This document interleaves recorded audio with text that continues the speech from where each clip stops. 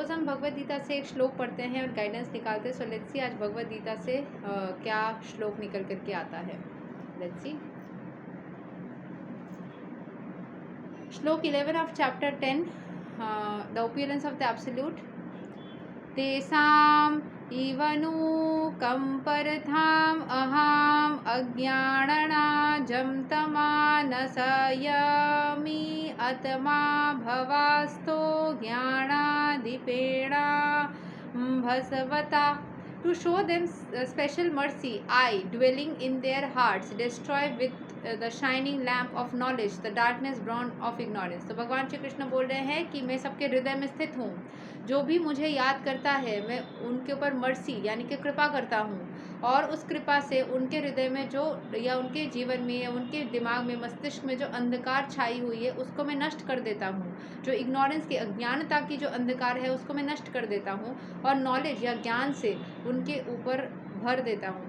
सो कभी भी अगर लाइफ में ज्ञान चाहिए, मतलब भगवान की कृपा चाहिए, तो उनकी भक्ति करनी है, भगवत गीता पढ़नी है, मंत्र जाप करनी है, लगे रहना है, पीछे पढ़ना है। उनसे कभी जाके बोलना नहीं है कि क्यों नहीं कर रहे हो, भगवान कर दो। इन सब से कोई मतलब नहीं बनता। भगवान कैसे सुनते हैं? जब हम उनका मंत्र जाप करते हैं। That is the code language और द क्या बोलते हैं, एंटेना जोड़ने का तरीका होता है। इससे कंटिन्यूसली एक भगवान की एनर्जीज जिससे तुम रेजोनेट कर पा रहे हो, चाहे वो कृष्ण हो, गणेश हो, दुर्गा हो, शिव हो, काली हो, जिनका भी आप फील कर पाते हो अपने अंदर कि उनके एनर्जी से मुझे बहुत अट्रैक्शन फील हो रही है, आप उनको पकड़ो। फिर आप उनके मंत्रस को पकड़ो। कोई भी भगवान को पकड़ने से पहले गणपति इज बाय डिफॉल्ट प्रथम पूज्य, तो बिना गणपति के कोई भी भगवान का मंत्र जाप का कोई वैल्यू नहीं रहेगा। तो हरे कृष्णा, भगवान गणेश का पहले नाम लेना ही पड़ता है, ठीक है।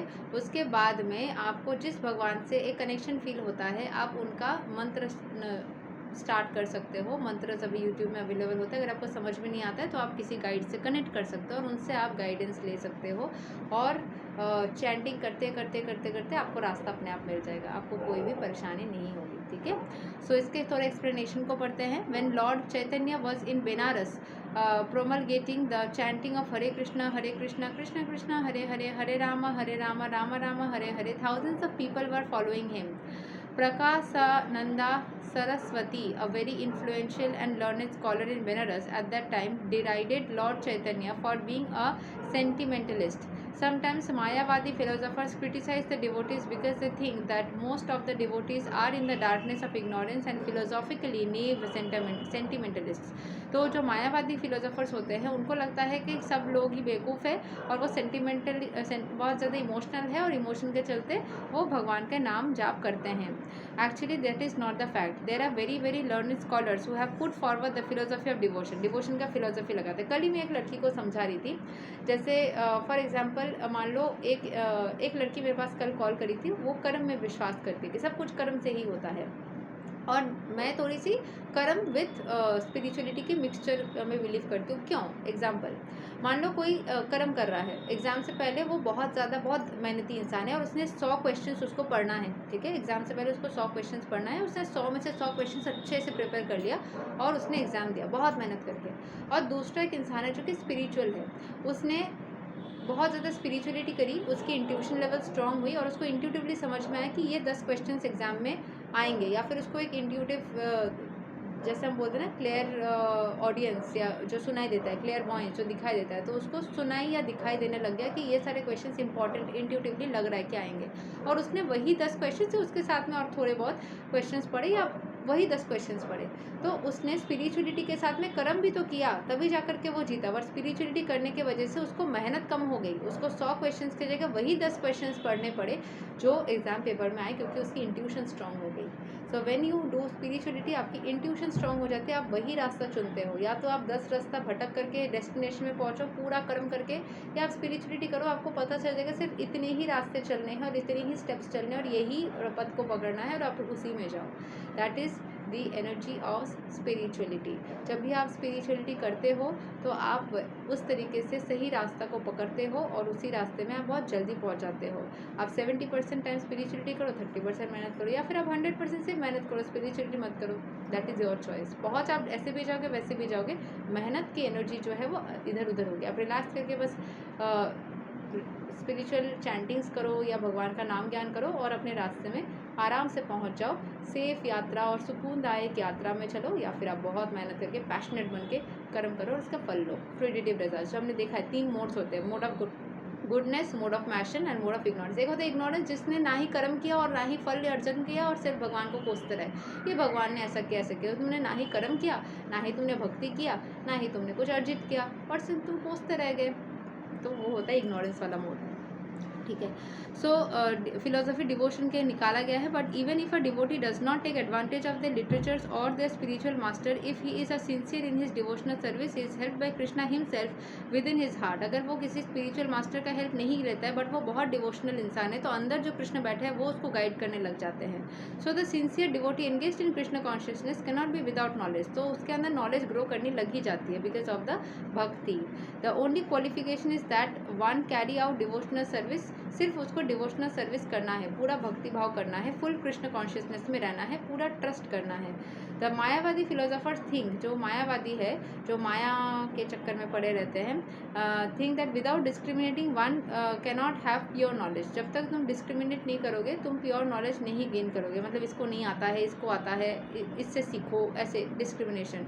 For them this answer is given by the supreme lord, those who are engaged in pure devotional service, even though they be put without sufficient education, even without sufficient knowledge of the Vedic principles, are still helped by the Supreme Lord as stated in the verse। ऐसे हमने नारद मुनि का देखा था, वो इंसान बन के जब आए थे तो उसके पास कोई एडुकेशन नहीं थी, बट सिर्फ भगवान के भक्तों के साथ संगत अच्छा करके, अच्छे संगति में रह करके उनको कृपा की प्राप्ति हुई। तो अगर अच्छी एडुकेशन नहीं भी है लेकिन आप प्रॉपर भक्ति करते हो, ग्रेजुअली आप नॉलेज आपके अंदर ग्रो कर जाते हैं, आपकी इंट्यूटिव स्किल्स ग्रो कर जाते हैं, आपकी मेधा शक्ति बढ़ जाती है, सीखने की कैपेबिलिटी बढ़ जाती है, इंद्रियां बहुत ज़्यादा मतलब अच्छे तरीके से काम करने लग जाती है, devoid of any toxicities. The Lord tells Arjuna that basically there is no possibility of understanding the supreme truth and absolute truth, supreme personality of Godhead simply by speculating, for the supreme truth is so great that it is not possible to understand him or to achieve him simply by making a mental effort. Man can go on speculating for several millions of years, and if he is not devoted, if he is not a lover of the supreme truth, he will never understand Krishna। तो कृष्ण को समझ पाना मुश्किल ही नहीं, बिल्कुल नामुमकिन जैसा ही है, और आप जितना ज़्यादा उनकी भक्ति करते रहोगे आप धीरे धीरे उनके एनर्जीज को थोड़ा बहुत समझने लग जाओगे। Only by devotional service is the supreme truth Krishna pleased, and by his inconceivable energy he can reveal himself to the heart of the pure devotees. जब वो बहुत भक्त देखते हैं किसी को कि एक्सट्रीम भक्ति कर रहे हैं, तो वो अपने आप को उनके सामने बोलने लग जाते हैं, खोल के रख देते हैं। जैसे कोई टीचर भी हो, जब आप बहुत ज़्यादा उनके साथ अच्छे से रहते हो, या कोई गाइड हो, मेंटर हो, बहुत फ्रेंडली एनर्जीज आ जाती है, वो अपने बारे में आपको बताने लग जाते हैं कि पता है मेरे बचपन में ये हुई थी, वो हुई थी, बिकॉज वो कंफर्टेबल हो जाते हैं आपके साथ, फिर वो टीचर स्टूडेंट वाला रिश्ता नहीं रहता। सेम विथ कृष्ण, जब आप उनके प्योर डिवोटी बनते हो, उनके प्रेजेंस को आप अपने हृदय में फील करने लग जाते हो। और जैसे कि सूर्य देव डार्कनेस को हटा देते हैं, वैसे कृष्ण भगवान आपके अंदर की इग्नोरेंस को हटा देते हैं, उनकी मर्सी आप फील करने लग जाते हो। Due to contamination of material association through many millions of births, one's heart is always covered with dust of materialism. But when one engages in devotional service and constantly chants Hare Krishna, the dust quickly clears। जब आप बार बार material दुनिया में आते हो तो material चीज़ों से घेर जाते हो, और आप जब बार बार कृष्ण भगवान का नाम लेते हो या भगवान की भक्ति करते हो, वो सारी कंटेमिनेशन प्योर नॉलेज से रिप्लेस हो जाती है, आप एलिवेट हो जाते हो to the platform of pure knowledge. आप समझ जाते हो सब चीज़ों में ज़्यादा, देखो ये सारी चीज़ें ज़रूरत है, you need a comfortable life. आप दुनिया में आए हो तो वो अच्छा घर चाहिए, अच्छे कपड़े चाहिए, अच्छे, बट इन सब में बहुत ज़्यादा नहीं वो हो जाते हो, लाइक आप बह नहीं जाते हो, इन सब में आप बहुत अटैच नहीं हो जाते हो। यू फील लाइक ठीक है चीज़ें जैसी है, और मतलब मुझे कंफर्टेबल लाइफ मिल रही है, ना ही आपको कष्ट मिलता है, ना ही आप ग्रीडी बनते हो, आपको सब कुछ मिल जाता है ना, आप उसको हम ह्यूमिलिटी के साथ हम्बल बन के उस चीज़ को एक्सेप्ट करते हो और उसमें अच्छे से आप जीते हो। The ultimate goal Vishnu can be attain only by his chant. देखो भगवान को अटेन करने का तरीका सिर्फ और सिर्फ उनकी चैंटिंग ही होती है, बाय डिवोशनल सर्विस, उनके प्रति भक्ति करना होता है, नॉट बाय मेंटल स्पेकुलेशन और आर्ग्यूमेंट। जो अभी बात हो रही थी कि जैसे रवि बोल रहा था कि बार बार मैं भगवान को जाके बोलता हूँ चीज़ें नहीं होता है, तो ये आर्गुमेंट करके और बार बार उनको बोल के ये क्यों नहीं हो रहा, उससे नहीं होगा, आप उससे नहीं पहुँच पाओगे।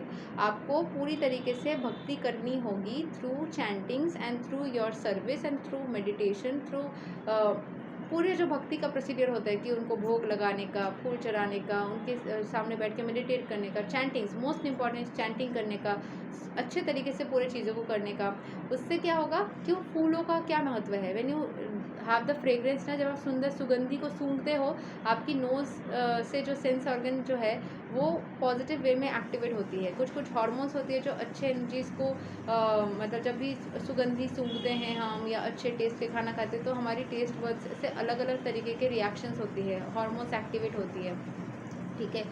सो the pure devotee does not have to worry about material necessities. Material necessity से चिंता करने की जरूरत नहीं होती। प्योर डिवोटी जो होता है उसके लाइफ में सब ऑटोमेटिकली आ जाता है। He need not be anxious because when he removes the darkness from his heart everything is provided automatically. जो मैंने बोला automatically by the supreme lord, जो प्लीज हो जाएंगे ना वो आपको ऑटोमेटिकली सारे मटीरियल चीज़ें दे देंगे। आपको उतना मेहनत करना ही नहीं पड़ेगा, आप थोड़ा सा मेहनत करोगे इतना मिलेगा, ठीक है। So you will get a Lord of like आपकी लाइफ में अबंडेंस आता ही रहेगा, आपको चाहिए भी नहीं होगा, उससे ज़्यादा आता रहेगा। आप सोचोगे इतना लेके मैं क्या करूँ। सो आपकी ऐसी चाहत भी कम हो जाएगी, मिलेगी इतना तो आपको हर एक चीज़ से सेटिस्फैक्शन फील होगी। This is the essence of the teachings of Bhagavad Gita. By studying Bhagavad Gita one can become a soul completely surrendered to supreme lord and engage himself in pure devotional service. As the lord takes charge, one completely becomes free from all kinds of materialistic endeavors. सिर्फ जो लिखा है वही नहीं, ये सच्चाई में होता है। जब आप पूरी तरीके से भगवान के हाथ में खुद को सरेंडर कर देते हो, become a true devotee, you feel like you don't have anybody else to understand you and you completely surrender yourself with the help of your guide और without, if you don't have a guide also. आप धीरे धीरे करके अपने life में हर एक चीज़ को sort होते हुए दिखोगे। ज़रूरी नहीं कि जो आप चाहते हो वो सही है, कभी कभी हो सकता है आपकी चाहते गलत डायरेक्शन में जा रही थी एंड आपको सही डायरेक्शन के साथ में मैप या प्लॉट कर दिया जाता है and you are in absolute peace, materialistically, emotionally, mentally, physically, in every way you are in ultimate peace. This is what we have for you today from Bhagavad Gita. अगले दिन हम और श्लोक पढ़ेंगे और सीखेंगे। आज के लिए यही तक। हरे कृष्णा, राधे राधे, जय श्री राम।